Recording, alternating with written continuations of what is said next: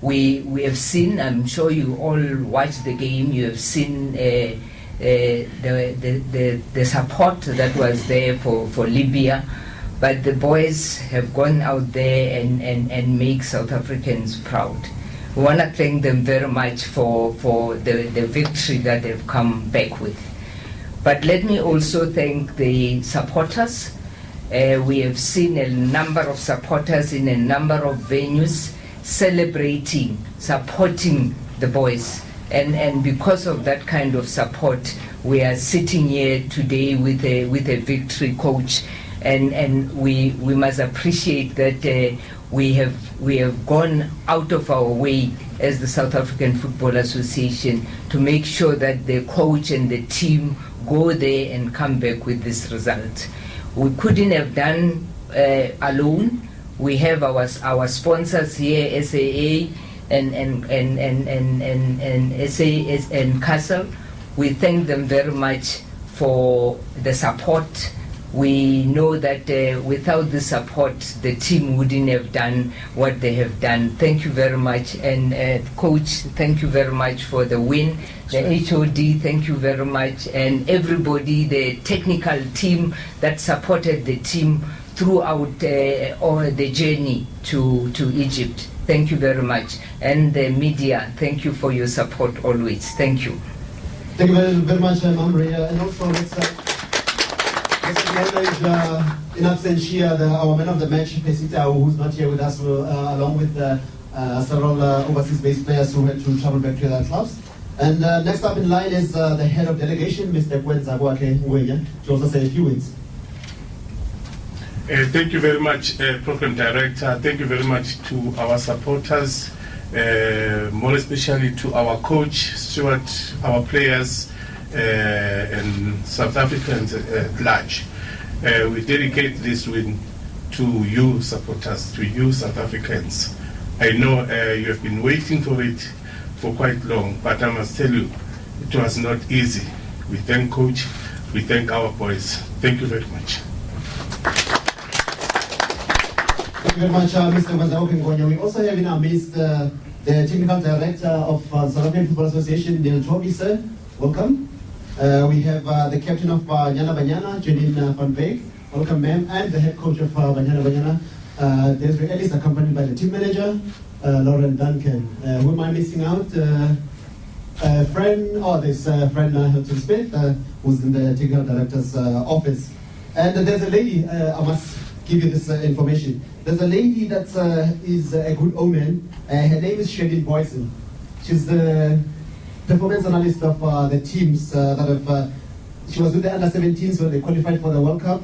She was with Banyana Banyana when they qualified for the World Cup, and just a short while ago she was with Bafana Bafana when we qualified for the AFCON. Please, Shadin, let us see you. She's a performance analyst.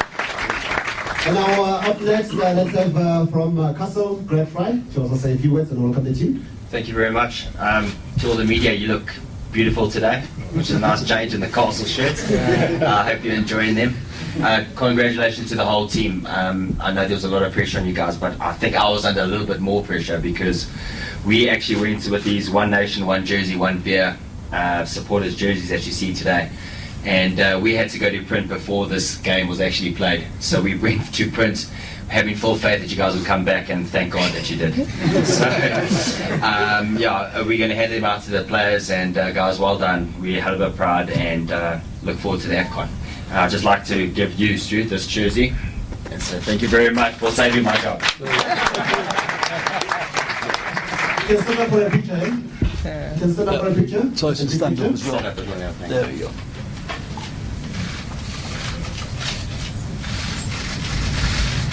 Thank you very much, guys. And now moving over to Port Career, South African Airways.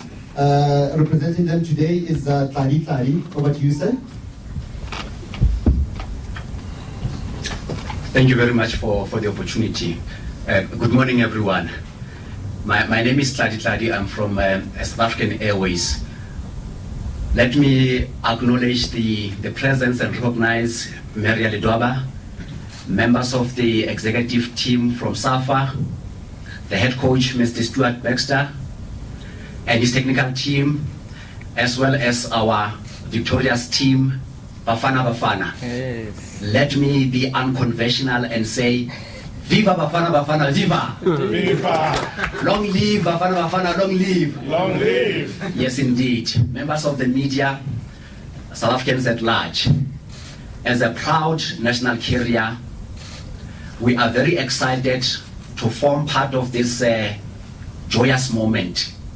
It is indeed a moment to rightly celebrate. There are those who are asking the question, what to celebrate? This is what to celebrate. We celebrate victory. We celebrate results. We celebrate performance. That is what we stand for. To echo the words and the sentiments by Maria Lidwaba, our team, in the face of adversity, in the face of hostility, they have displayed courage, commitment, character. They have delivered. South African Airways stands behind you. South African Airways will fly you in the skies.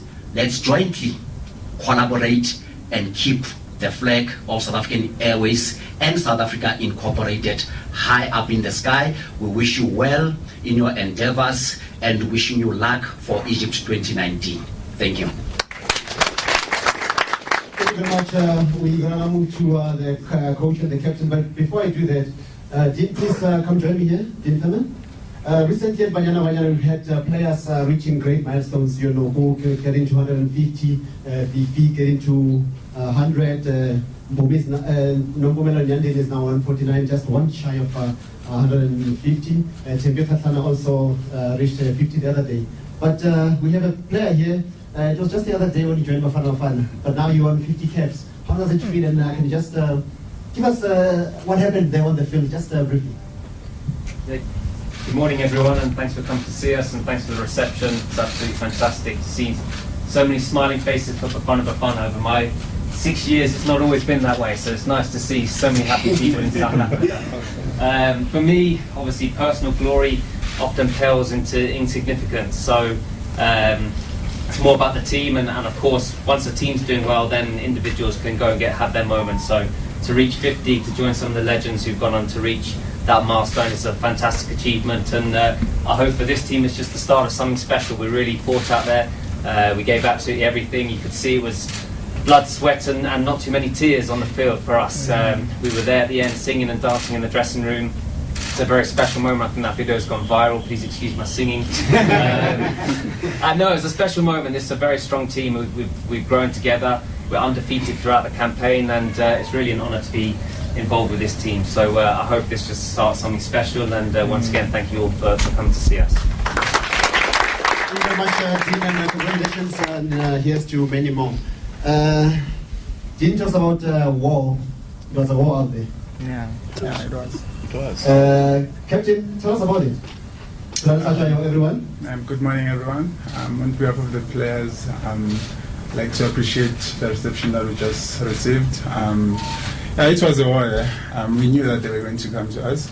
We knew that they were going to put pressure from the first minute, and we managed to hold still, to be solid at the back, and we had a plan, and we worked on it, and we're happy that it worked. Thank you very much, ladies and gentlemen. The captain of Bafana Bafana, maybe he's a future coach, who knows. And now to the man who did all the planning with the assistance of Muli Finzeki over here, and the goalkeeper coach, Rabani included, the team manager. Coach Stewart, when you left here, there were a lot of nerves. On the day, there were nerves, I want to believe. Just take us through what transpired, and and tell us about the singing in the dressing room. We're very interested to hear that. Thanks for asking that. Yeah. Well, first of all, without this sounding like some sort of Oscars ceremony, we do have to thank a lot of people for helping us along the way. Our sponsors, for example, the technical team for helping me, the text and the message we got from supporters telling us that it wasn't all doom and gloom, and there were some people that were pushing that we would succeed, not waiting for us to fail. And that was important for the players to feel that. So that was really important. And then the people that were with us from Safi, you know, the head of delegation and Ria, they're always supportive. So all of that meant that the players had a positive environment. Now, when we went there, we did our intelligence on them, and I thought they would play in a certain way. And a little look into a coach's world. I've got 4 or 5 days to change the way we've played for a year, and play with 3 centre backs and wing backs. And if I get it wrong, then you guys want me sacked. That's the coach's world. So I've got those 4 sessions. Now I'm dependent then on the players. I'm dependent on the players showing an attitude, not panicking and saying, "Oh, the coach is bringing something new." To embrace it and to get on with it, and to be comfortable with it, so that when we get onto the field we can play. And I thought, in that respect, the players were magnificent. I have to say. Dean Furman, for example, I don't know if he knows it, but a normal PSL game, a player will run about 10.2 kilometres. Dean ran 11.9. We had 2 or 3 that were over 11. So they gave their sweat and blood.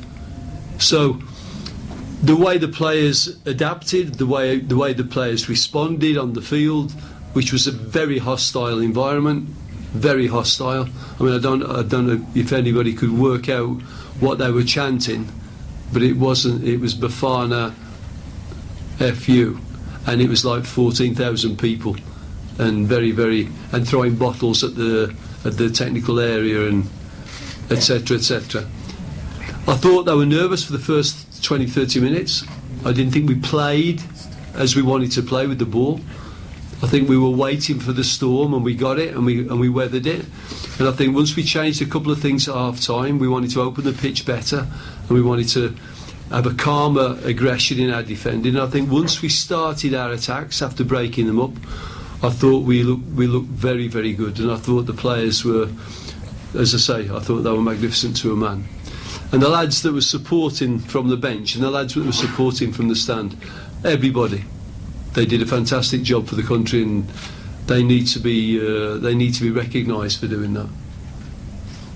The singing, I think, the least said about that, the better. I think that's. And how important is this win for South Africa, and for yourself and for the team? Yeah, for me, look, honestly, if it was important for me, I would have stuck with 4-2-3-1, and I wouldn't have taken any chances. Now, for me, the biggest bonus we get, and the players have to excuse me on this, but I've worked in so many countries now where they have had major championships and they've qualified for these major events. And I saw the people in South Africa when we had the World Cup. So the massive motivation I've had is to try and give the people that have met us out there, give them an involvement in one of these major championships. So that for me has always been the main thing. And for the players.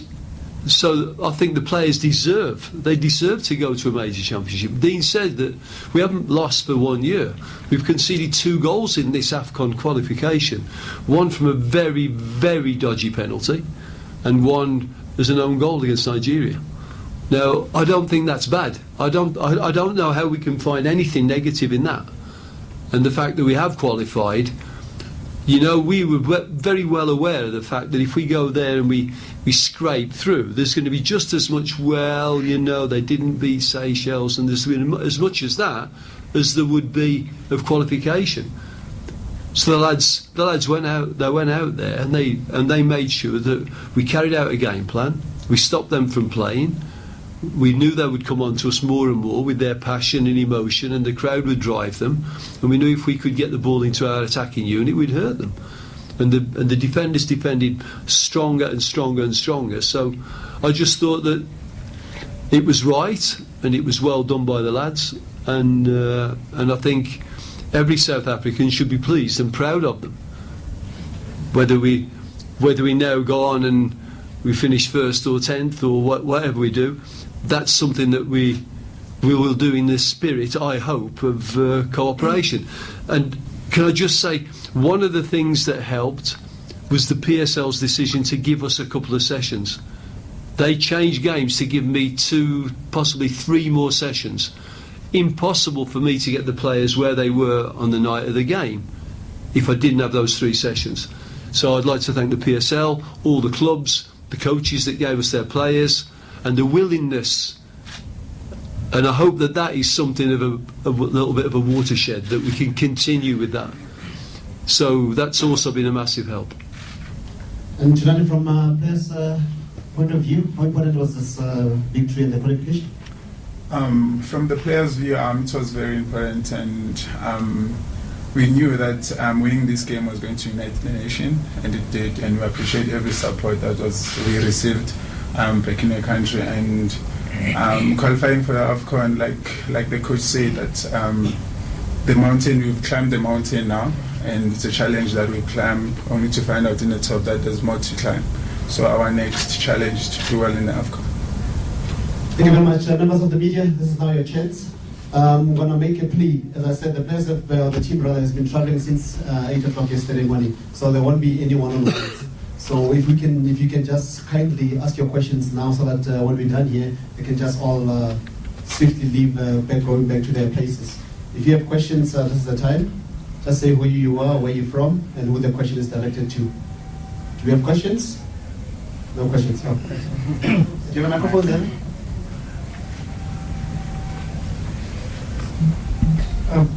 Stuart, just a bit of a technical question. It seemed like they left the grass long because we like our quick passing game. You can see the ball holding up. Yeah. And it took about half an hour, but we seemed to adapt to that. Yeah. Just how did we adapt? It seemed like, did well, we figure it out on the field? Or was it no, it's a good point, Mark, because they did virtually everything they could do to try to knock us out of our stride. We went there the night before, and it had been raining, and the grass was long, but because it had been raining heavily, it was still a bit slick. So we played really well the night before in our pre-match, and I think that buoyed the players a little bit. When we got there, it had been sunny all day. They'd trimmed it but not cut it, and so it was a bit difficult. It was sticking and it was bouncing a little bit awkwardly. But as it got dark, there was a bit of dew that came, and I think that helped the speed of the ball. And the more we opened the field, that was tactically 1, and 2 technically, that the ball was actually moving now and we could get our players on the ball. I think that was a big advantage for us, and the lads worked it out. Yes, sir. Stuart, Coach, congrats for qualifying. Thank you.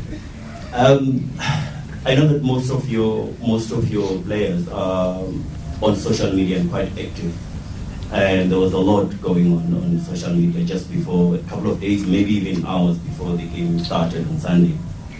How would you say, maybe you, as a team, how do you block all the negativity from outside, entering the dressing room and destabilizing the team? It's difficult. You've got sports psychology. They talk about living in the here and now, and they talk about being in this bubble and not allowing things in. But that presupposes that you've got a strong mentality, because that little voice, that negative voice, it can grow until it's almost deafening, and then you choke. And I think that voice would be very, very easy for the players to let it grow, but I don't think they did. I think once we'd got the game underway, I think there was a resoluteness, and there was a show of character and a show of focusing and discipline that I think we want to see. We've been longing to see on a regular basis, and I think this squad now, I said to them after the game, I said, I can't say exactly what I said, but let me paraphrase it. I said that now people don't mess around with you anymore. People can expect when you go a goal down against Nigeria, you can come back. And when you go a goal down against Paraguay, in 5 minutes to go, you're still pushing. And when you go to a hostile place, that you're not phased. Now, I think that those are qualities that maybe we've been wanting for a long time, and they've certainly got to build on that. That's that, Coach? Let's do it. Okay. This is you, I've got 2 questions. One for you, Coach, and Andre. I don't know whoever can answer it. Can I just take the coaches and then we'll give it a little bit? Okay. Then maybe I should give the coach now. Okay, well, we can ask the coach. Darren Kids has been celebrated by the nation for a very performance in goal. Yeah. We spoke a lot about the goalkeepers a month ago. Yeah. Perhaps you can share with us some of the discussions with the entire technical team and the young man to encourage him ahead of what was, as you said, a very important performance. And then for the head of delegation, the nation is celebrating Bafana Bafana, and when they perform this well, we know that there are issues in discussions of bonuses to celebrate them. Are there any discussions along those lines to celebrate these young men? Yeah, with regards to the goalkeeping situation, look, I said going into this that we had two goalkeepers. We had two goalkeepers that are so close to each other that they push each other. And I said that during the camp we will make a call, and it can be that Darren's having a few bad days and Ron's having a few outstanding days, and that will be the difference. But what we knew was that they play with at least one big forward, and the further the game goes, the more passionate and more frustrated they will be if we've got a favourable result. So they will go longer and longer. So we played in a certain way. We wanted to play with wing backs because the wing backs could get out and block crosses more quickly, and we wanted to play with three big centre backs because we wanted them to deal with that bombardment. Now, we worked quite hard on defending our box, and once we'd made the decision that we think Darren's going to be the one that starts, then Andre wanted to give Darren in training the sort of picture that he will get on the night, because we're going to provoke that picture. We're going to drop a bit deeper, but we're going to get out there quick, disturb the cross and defend, and we're going to hold the box, and you're going to have to come and help us out, mate. So the game started with a few balls that Darren came and claimed, and I think his confidence grew, and then they just kept inviting him to, well, grow your confidence a little bit more, go and have that one as well. And of course that means that then when he's shot stopping or whatever he's doing, he's kicking, he's doing it with confidence. So I thought it was an excellent performance from Darren. It was his excellent goalkeeper. We got two excellent keepers, and we got one, Bruce, that was with us and gained immense experience from being involved in that event, which is what we wanted. So Andre's had a good camp, and the keepers have had a good camp, and Darren was a reflection of that work that was done, because I think he almost was enjoying the game. It was almost, it seemed to me like he's saying, go on, then throw another one in, I'll come and take that as well. So I think the attitude that the players had in the last 15 minutes of the game, I've not seen from this squad. I've not seen from a South African team for a long time. And that was one of, we believe in the setup, we believe in this, you can throw stuff in, but we're going to deal with it. And I think that was nice. And on the back of that, then Percy and Lebo and Temba and the more attacking players could get up the field, and I think it was great to see. For your question, Musibudi, I'll ask the head of administration at SAFA to respond. I think what we need to indicate is that money has never been an issue for the players. We're extremely proud of the manner in which they went into this match, into the entire campaign. It's never been an issue for them. What we deal with the finances post this is how we said we will manage the process with them. So I think the players need to be saluted, they need to be congratulated for their professionalism, as both the HOD, the coach, as well as the vice president has said. The players went out there like warriors, they knew what they had to do, and they fought for the country, they fought for the badge, and they came home and brought you a victory. Can you give the mic, sir? Coach and Mamria's question. For Mamria or anyone at SAFA, the mandate was to qualify. We have qualified. What's the mandate in Egypt? Where do you want the team to go as far as the tournament is concerned? And for the coach, you sounded a bit not sure when we last spoke to you, when you announced the team, whether you're going to continue or not. Now that I think you're going to continue, by the way I'm saying I feel you're going to continue now. In Egypt, AFCON, where do you want the team, what will satisfy you at the tournament? Well, look what I've said. What I've said, and it's the truth and the reality of a coach. A coach will do a job as long as he feels that he can do a job. People will not need to tell me you can't coach Bafana because you're blah blah blah. I will know that myself, and that will be for different reasons. It may be for my own motivation, my own health. It may be because I don't feel that I'm taking the team where I want it to go. It can be a million things, and at that point I could resign. Now, at that point as well, other people could think you're not doing that and sack me. And so that's where we were when we went to Tunisia. Now, I could have been sacked, and I could have said no, this is not for me.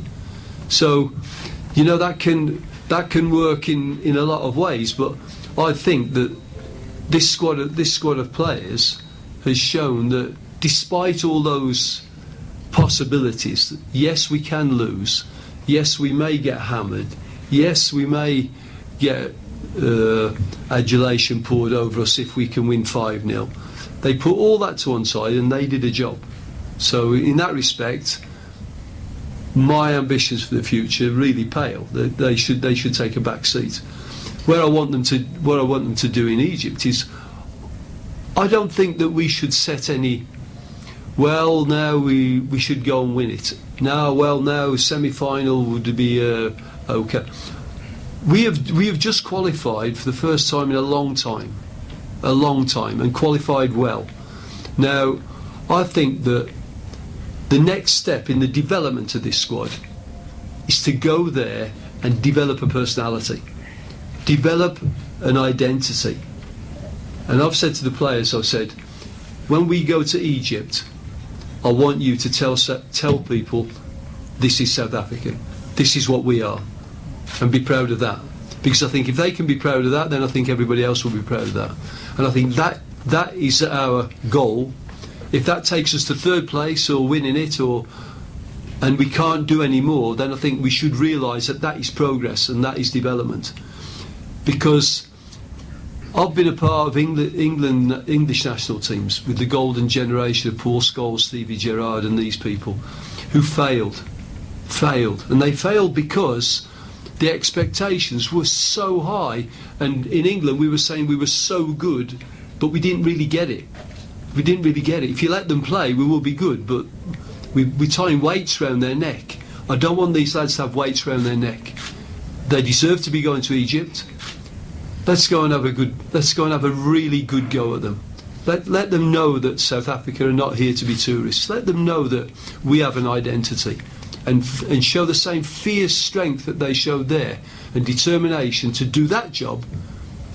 And I'll stand by them if they finish 5th, 6th, 7th or win it. Yeah, the mandate was to qualify for Egypt, and Stuart has done that. We have qualified now for Egypt. Remember, for the first time, there's going to be 24 countries for the first time in AFCON. So South Africa must go there and not add the numbers. They have to go there. We expect the team. We have got a very good team. We expect them to go there and not add the numbers, and go there and participate and make the country proud. We're not going to say we don't want to win. I'm sure all South African wants to see the team in the final. They want to see the team bringing back the trophy. That would be good for South Africa. But we are not going to put any kind of mandate and say go to the final. We have qualified for Egypt. The team must go there and make South African proud. And we believe with the performance that we have seen in Tunisia that they can go there and make us proud. Thank you. Coach, I just want to ask about Percy Tau, just because obviously his two clinical strikes, perhaps, I mean, you can look at it very plainly and say they were the difference between going out of the competition to an extremely dodgy penalty and going through with a 2-1 win, if you want to put it that way. But have you seen an improvement in Percy Tau since he's gone to Belgium over the last few months? Because obviously he's become sort of a talisman for South Africa in the sense that, you know, he scores vital goals, he keeps producing these performances for his national team. Yeah, I think it's easy to get intoxicated by the one that scores the goals. It certainly is. I mean, that's just a fact. But we do need to look at the development of Percy, and I think Percy's going to be an important player for South Africa for quite a long time. In the first half, Percy was not clear in his own mind. He was getting on the ball and he was looking to do a lot of things and not really deciding to do anything. And we wanted Percy to be a bit sharper, let other people come into the game and make a quicker decision. We spoke about shooting around defenders because that's something that we've identified from the World Cup that was a trend. That when people defend deep and there's lots of bodies there, if you can shoot round the defender, then the goalkeeper gets unsighted. So we just asked Percy at half time just to make sure you make quicker decisions, and if you get your strike away and you miss the target, that's okay, but get the strike away. Don't be in two minds, because I think he was twice in the first half where we were in good positions, but it just ran out into nothing. So Percy, the second half, I thought he was very, very lively, but we played better. We opened the field better. We got the balls into him and Lebo, and Lebo is an absolute monster to play against. You know, if you look at their players, he's knocking them over, and they're having to grab him around the neck. And if the referee's anything like, then we get a few very dangerous set plays. Well, we didn't, because he didn't give it us. But Lebo did that thankless job, and we could get Percy in the next phase. So I think Percy's going to be very important. I think he has got better since he went to Belgium, but I think that's a confidence thing. I don't think he's getting, let's say, better coaching or even the matches in the Belgian second division. I don't think that's. It's not like he's playing for Barcelona, you know, which would stretch you. I think Percy can handle that, and I think the fact that he's gone to Europe and can handle it, that's helping his confidence. I think he needs to make another step, and I think he will do. And I think he's got to find his role now in the national team, which it's being developed, and that's why I was optimistic, because when the first game he'd just gone to Belgium and he was a bit flat. And I was sure that if we could get the ball into Lebo and Percy, the more they poured forward in their frustration, the more that we would hurt them. Where's the microphone? Can we have now the last 4 questions? Welcome to you, sir. Yes, sir. Coach Tshepo from ENCA, congratulations on the victory. Thank you. Making us forget about load shedding. Coach, I know it's a very difficult question to answer, but you know South Africans, you've been here for a long time. You can ask it anyway, yeah. Yeah, now you have put us at that level. Our emotions are very high, and expectations obviously are going to be very high. Yeah. We are going into a tournament that is extended. Yeah. I don't know, from your side, do you think that it gives us like an advantage or a chance to at least go to the semi-finals? Look, I'll be honest, and I don't want to say this and bring pressure onto the players, because they know that's not what I'm about. I don't think that this squad of players that we have at the moment should fear anybody. I will be saying to them, no matter who's on the other side of the field, we can beat them. I mean, I don't think Nigeria will be scared of anybody, and we just beat them and drew with them. You know, the Nigerian coach has texted me a few times in the build-up and jokingly didn't want us to be in Egypt, and there's a reason for that. And I think that the players can go there not fearing anybody, and also having no fear. Because what would you fear? You'd fear losing the game, and you'd fear not going as far as everybody thinks or hopes. But there will always be expectations, and we've got to make a friend of that, you know. And then we've got to put those expectations to one side and perform. And I think the players that we've got at the moment are doing a good job doing that. And the tighter they get, the less they should fear, because the more we should just concentrate on what we do. And I think that's the thing. If that takes us to a final or a semi-final or a groups, I don't know at this moment in time, but I will certainly emphasise for the players that they don't think of the expectations. They do think about being as good as they can be and not settling for 85% of that. Yes, sir? Coach, I'd just like to find out if the CAF Champions League, over here at the back, oh, behind the lights. Champions League has played a part in adding to the steel of your side or the metal because they're being exposed to these hostile environments throughout these campaigns? Yeah, I'm sure it does, because the more you're in that situation. I remember there was a Swedish centre back called Glenn Hussein who played for Liverpool, and he was a good friend of mine, and he said to me, he says, at one stage, he said, you could take Liverpool Football Club, the team, drop them in any part of the world, in any environment, and we played exactly the same. He says, we just played normal. He says, we didn't play better under pressure. He says, because you don't. He said, but nothing. Bad refereeing decisions, going a goal down early, violent crowd, pitch invasion, a broken leg and ambulances on the pitch. He says, nothing fazed us. And I think the more you can be put in each situation, I mean, we find that in normal life, don't we? You know, if you've got to give a presentation for your editor, and the first time you do that, you're sweating a little bit. The second time a bit better, the third, fourth and fifth, you're okay with it. And I think that the players, the Sundowns players, the Chiefs players, the Pirates players, the Supersport players and Wits players that come out and get exposed to this, I think, yeah, it must help them. Then there's another dimension. It's like the Ryder Cup in golf. The greatest players in the world feel that because they're playing for a country or Europe, it's much more difficult to keep yourself under control.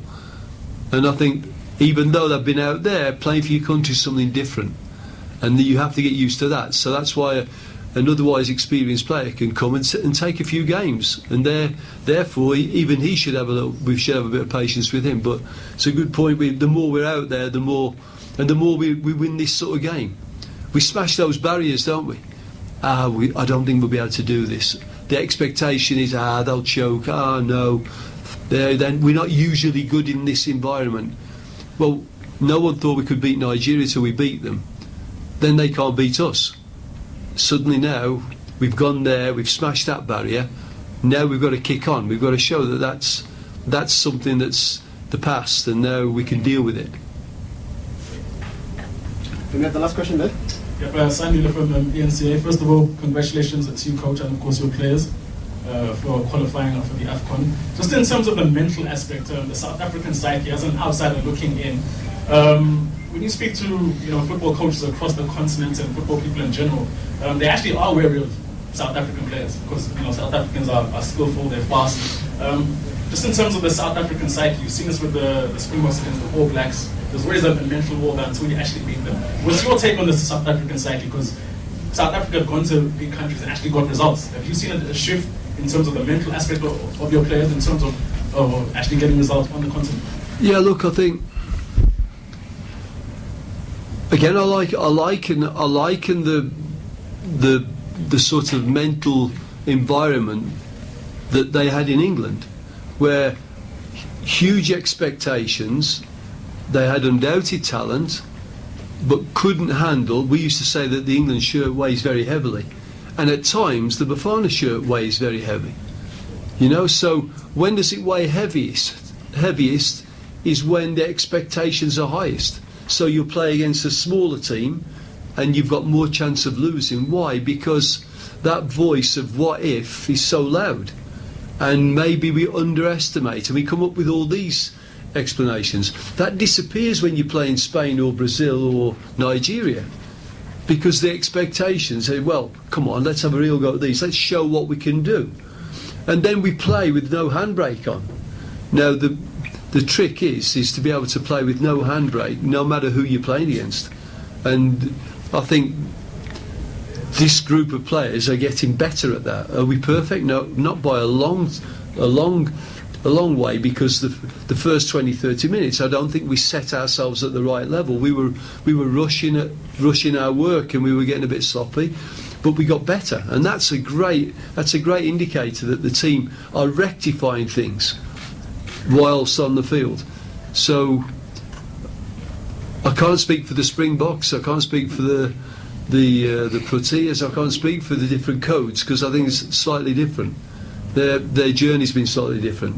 But I think the football journey, if we can add some structure that gives us the stability that we recognise, and based on that structure we then express ourselves, and we express ourselves without fear, and without fear of the expectations impeding upon me, then I think we can move forward, and we can move forward with big strides.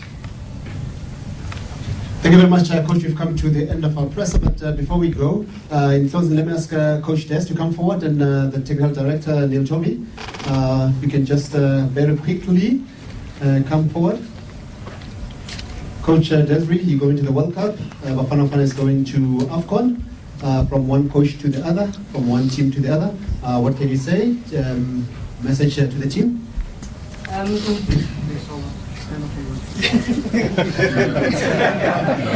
Good afternoon, everyone. Normally I sit with Shalene and watch, and she calms me down because I get very agitated. But I was sitting alone in my room, and when the first 20 minutes, as Coach Stewart said, was a bit hectic for me. I was sometimes on my phone, but then I calmed down a bit, and when the first goal went in, I thought that's it. And then we got that penalty. I would just like to say, a job well done. It was a magnificent fight on the field. You showed your all, and you showed what we can do. Coach Stewart, fantastic. To the captain, to the delegation. I thought it was a performance that showed what South Africans can do, the fighting spirit, and the way we can play. And the 2 goals, my word, it was fantastic. But you got to commend the whole team, everybody, because of a job well done. So looking forward to AFCON. Go out there and just show what you can do, and do your best, because that's all you can do. Thank you. Thanks, Des. Thank you very much, Coach Desri. And with the vote of thanks, the Technical Director, Mr. Neil Toby. Yeah, good afternoon all. I know the players should get home and get back to the clubs. But just a vote of thanks to the sponsors for your tremendous input to this team, because it takes a lot of effort to keep this team going. Our flagship of the Federation, to the delegation, congrats as well, and obviously to the technical staff, and obviously to the players. What a wonderful result, guys. It was very, very heartening to see that the mentality was tremendous out there. You didn't take an eyes. You were there lifting yourselves every moment of the game, and you grew as the game went. So that's a makeup of a very, very good team. And believe in yourselves, that's all you have to do. And also just a vote of thanks also to the media and all the supporters that are giving the backing of this team.